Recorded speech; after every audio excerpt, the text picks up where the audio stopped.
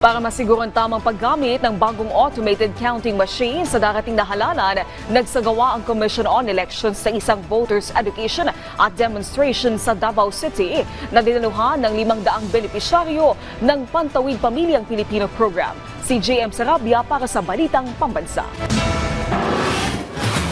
Ikinasa ng Commission on Elections sa isang voters education at automated counting machine demonstration na nilahukan ng 500 benepisyaryo ng Pantawid Pamilyang Pilipino Program sa Davao City. Kasama ang Department of Social Welfare and Development sa Davao Region, ipinaliwanag ng mga opisyal ng COMELEC ang magiging proseso ng halalan sa darating na national at local elections sa 12 ng Mayo, lalong-lalo na ang paggamit sa bagong automated counting machine na ginagawang mas efficient, madaling gamitin at dekalidad. At upang mas maintindihan ng mga botanteng 4Ps ang ACM, sumailalim sila sa proseso ng pagboto simula sa pagpili ng mga kandidato, pagpasok ng balota hanggang sa pagkuha ng resibo mula sa ACM upang masiguro kung tugma ang mga binotong kandidato sa balota at sa resibo.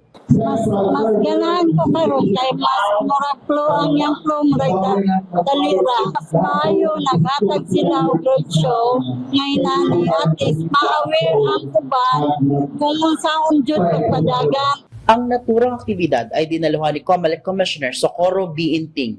Sa kanyang talumpati, binigang diin ni Commissioner Inting ang mahalagang papel ng edukasyon ng botante sa pangangalaga sa integridad ng halalan at pagtiyak na aktibong pakikilahok ng lahat ng sektor sa lipunan sa demokratikong proseso.